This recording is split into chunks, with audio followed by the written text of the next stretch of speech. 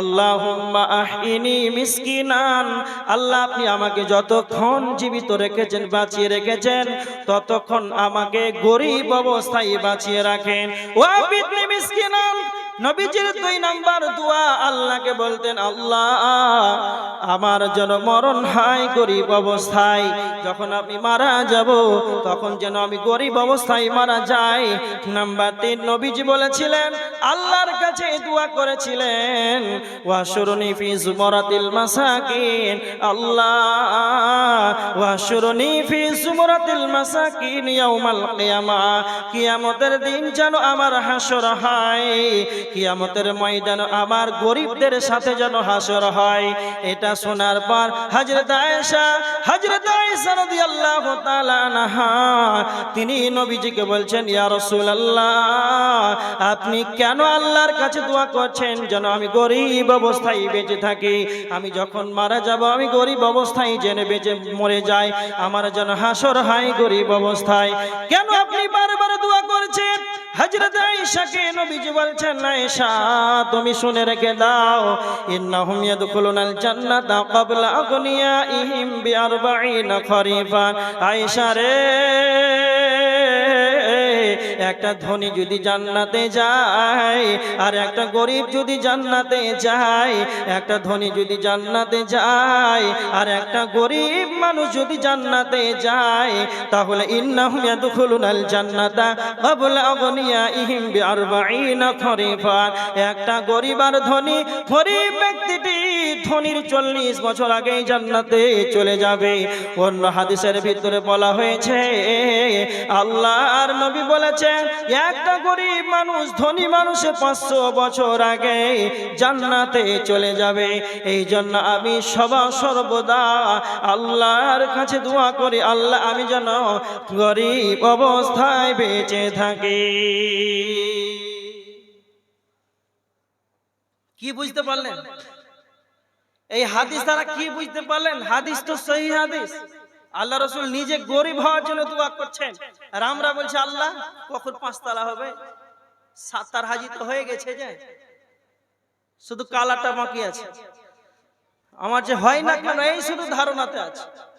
প্রথমে বলেছি যে সাধারণ এখন বর্তমান সমাজের মানুষ শুধু দুনিয়া চাইছে, দুনিয়া। খুব ভালো করে শুনে, মানে আমরা যে নবীজির উম্মত, আমাদের আর নবীর পার্থক্যটা দেখেন, আমাদের লোভ লালসা। একটা হাদিস তিরমিজি শরীফের 2337 নম্বর হাদিস, আল্লাহ রাসূল বলছেন,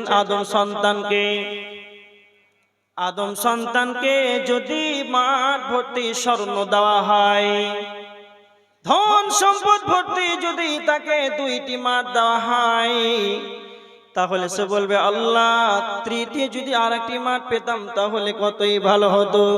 তো নবীজি বলছেন, ওয়ালা ইয়ামলাউ জাওফা ইবনে আদম ইল্লা তুরাব, আদম সন্তানের মাটি ছাড়া এদের পেট ভরবে না, মাটি ছাড়া আদমের সন্তানদের পেট ভরবে না। এদেরকে 3 কেন 5 কেন যতই দেওয়া হবে আরো দাও, আরো দাও, আরো দাও, আরো দাও, আমাদের হয়নি, আল্লাহ আমার আরো নেব। এইভাবে তারা দুনিয়াটাকে হারিয়ে ফেলে।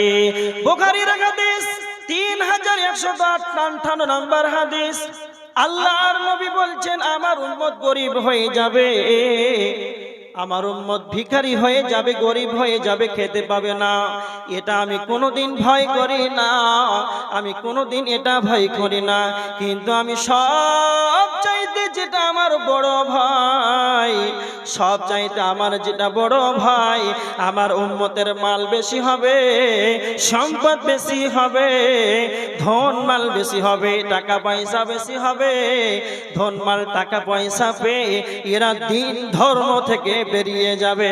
এটা আমার আশঙ্কা হয়, এটা আমার ধারণা হয়, এটা আমার মনে হয় যে আমার উম্মত ধন সম্পদ টাকা পয়সা পেয়ে এরা দিন থেকে বেরিয়ে যাবে। বর্তমান সমাজের মানুষকে দেখে, মুসলমান ঘরের নারীরা, মুসলমান ঘরের ছেলেরা, এরা এদের বাপ মুসলমান, ওর 14 গোষ্ঠী মুসলমান, এরা উম্মতে মুহাম্মাদি, টাকা হয়ে গিয়েছে এদের, টাকা পুরে এদের অহংকার, এমন শার্ট পোশাক পরছে, নিজেদের লজ্জা স্থান ব্যতীত সমস্ত শরীর খোলামেলা। এরা হলো বড় লোকের মেয়েরা, এদের শরীর অঙ্গ প্রত্যঙ্গ মানুষকে দেখে জেনা করেছে, গুনাহ করাছে। তার মানে এরা এত বড় বড় গুনাহতে এখন লিপ্ত হয়ে আছে। এখন বর্তমান সমাজের মানুষ টাকা পেয়েছে আর গুনাহ কামাচ্ছে। তার মানে নবীজি এটাই বলেছেন, আমার উম্মত ধনী হবে আর দিন ধর্ম থেকে এরা বের হয়ে যাবে, এটাই আমার ভয় হয়। এটা আমার খুব ভয় হয়। খুব ভালো করে শুনেন, কি বলবো আপনাদেরকে। মুসলমান সমাজ সব চাইতে টাকা পয়সা ধন সম্পদ নিয়েই ব্যস্ত সবসময়। তিরমিজি শরীফের হাদিস 2339 নম্বর হাদিস, আল্লাহ রাসূল সাল্লাল্লাহু আলাইহি ওয়াসাল্লাম বলেছেন যে আদম সন্তান বুড়িয়ে যায়। বুড়াই না বুড়াই না বুড়াই, আদম সন্তান বুড়িয়ে যায়, কিন্তু তার দুইটি স্বভাব বুড়িয়ে যায় না। একটা হচ্ছে আল হিরসু আলাল মাল, আল হিরসু আলাল উমর। সে মনে মনে ভাবে, বৃদ্ধ যখন হয়ে যায় সে মনে মনে ভাবে আমার যেন আরো যেন বয়সটা বৃদ্ধি পায়, এটা সে মনে মনে ভাবে। বৃদ্ধ হয়ে যায় তবুও সে মনে মনে ভাবে যেন আমি আরো মাল পাই, আরো যেন সম্পদ যেন আমার বৃদ্ধি হয়। এটা নিয়ে পশ্চিম কালেও তারা ভাবে না দুনিয়া ছেড়ে আমাদেরকে চলে যেতে হবে, মাল নিয়ে কি করব, এসেছিলাম উলঙ্গ হয়ে চলে যাব সাদা কাফন পরে, তবে মাল আমি কি করব, এই জ্ঞানটা আদম সন্তান বুঝতে পারে না। সচক্ষে দিনে রাতে, মাসকে মাস, দিনকে দিন, সপ্তাহে কবরস্থানে লাশ নিয়ে যায়, তবু নিজের ব্যাপারে যেন উদাসীন হয়ে থাকে, নিজের ব্যাপারে উদাসীন হয়ে থাকে। খুব ভালো করে শুনেন, কেউ উঠাউঠি করবেন না। আপনারা আমার সামনে বসে আছেন, আল্লাহ সুবহানাহু ওয়া তাআলা আমাদেরকে যে মাল দিয়েছেন, যে ধন সম্পদ দিয়েছেন, এটা বলেন তো কেন দিয়েছেন? মুনতাজির স্ত্রী একটা কোরআন দিয়েছেন, আল্লাহুম্মা সাল্লি আলাইহি আল্লাহুম্মা বারিক আলাইহি। আপনাদেরকে দুইটা প্রশ্ন করছি, খুব ভালো করে উত্তর দিবেন, কথা বলবেন কিন্তু। কি কথা? আপনারা আমার সম্মুখে যারা বসে আছেন, আপনারা ঈমানদার না বেঈমান? রাগ করিয়েন না, বুঝাবার জন্য বলছি। কি দাবি করছেন? ঈমানদার। সবাই বলেন ঈমানদার। ঈমানদার যদি হবেন তাহলে একটা খুব ভালো করে শুনেন। ঘটনা হলো, আপনারা এখানে গাড়ির চালক ড্রাইভার কে কে আছেন? কে কে আছেন? গাড়ি চালাতে জানেন? মাশাআল্লাহ। আর কে জানে? আর কে জানে? যখন গাড়ি স্টার্ট দিবেন তখন গাড়িটা নিউট্রাল হবে না হবে না? কথা বলেন। হবে। যখন নিউট্রাল করার পর স্টার্ট দেওয়ার পর কয় লাগাতে হয়? কয়? এক। তারপরে কয়? কথা বলেন না জি? দুই। তারপরে আপনার হাই রোড উঠে গেলেন 131, তখন কয় হবে? চার। আর উঠে যেমন গোটে দিয়েছেন 90, তখন সামনে বাম্পার, কয় হবে? কত হবে? আর চেঞ্জ হবে কি হবে না? হতে পারে 1 কিংবা 2 হবে। তো গাড়ি বলে বাপ তোর সামনে বাম্পার আছে, 1 কর 2 কর। কথা বলেন, বুঝে বলেন। গাড়ি বলে? বলে না তো। গাড়ি বলে? গাড়ি কোনদিন বলে? বলে না। পাকা যারা ড্রাইভার হয় ওরা রাস্তার পরিস্থিতি দেখে বুঝে নাই যে আমার গাড়ি এখন কয় চাই। বুঝতে পেরেছেন? হ্যাঁ।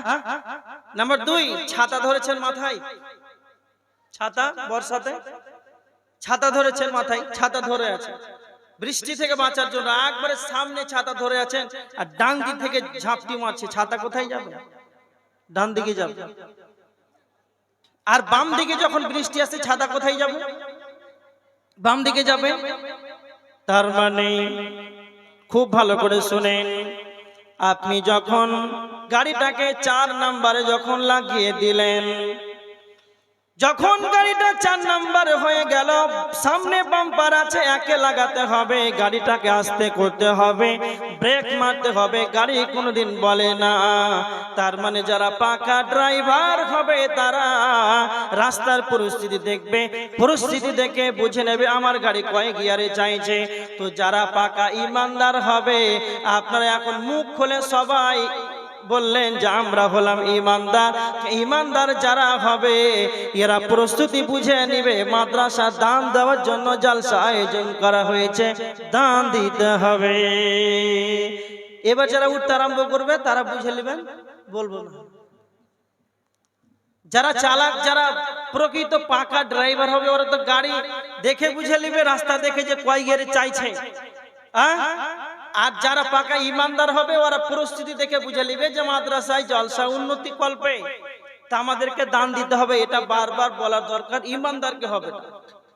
খুব ভালো করে শুনুন, এখন আদায় করবে না, খুব ভয় খায় না যে মনে হচ্ছে আদায় করবে। খুব ভালো করে শুনেন, আগে উদাহরণ দেন। আল্লাহ রাসূল সাল্লাল্লাহু আলাইহি ওয়াসাল্লাম বলেছেন, তিরমিজি শরীফের হাদিস 2336 নাম্বার হাদিস। কত? 2336 নাম্বার হাদিস।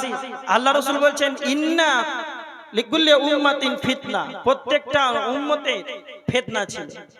ফিতনা তো উম্মতি মাল, আর আমার উম্মতের ফিতনা হচ্ছে মাল। মুসলমান, আপনাকে আমি বলে যাচ্ছি, আল্লাহ রাসূলের কথা খুব ভালো করে মিলান। আল্লাহ রাসূল বলছেন আমার উম্মতের সবচাইতে বড় ফিতনা হচ্ছে মাল। মালকে পেয়ে এরা দুনিয়া হারা হয়ে আখিরাতকে ভুলে যাবে। আজকে যারা মাদ্রাসার উন্নতি কল্পে জলসা আর পেছন ফিরে পালাতে আরম্ভ করবে, দান দিবে না, এটা বুঝলেন যে তাকে মালে অ্যাপ্রোচিং করছে, বলছে মা তোর আমি তোর সঙ্গী হব।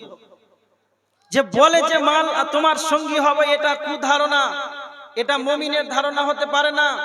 খুব ভালো করে শুনেন, আল্লাহ বলছেন বিসমিল্লাহির রহমানির রহিম, আল্লাযী জামা মালান ওয়া আদ্দাদা, যারা মালকে জমা করে করে গুনে গুনে অ্যাকাউন্টে সাজিয়ে রাখবে আর বলবে ইয়াহসাবু আন্না মালাহু আখলাদা, মাল আমার চিরকালের সঙ্গী হবে, মাল আমার চিরকালের সাথী হবে।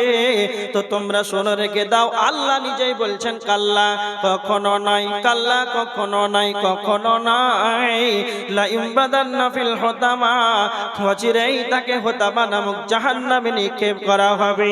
আল্লাহ সুবহানাহু ওয়া তাআলা নবী মুহাম্মদকে বলছেন, হে নবী আপনি কি জানেন ওয়া মা আদরাকা মাল হুতামা, হুতামা নামক জাহান্নামটি কি? নারুল্লাহিল মুকাদা, সেটি হলো আল্লাহর প্রজ্বলিত আগুন।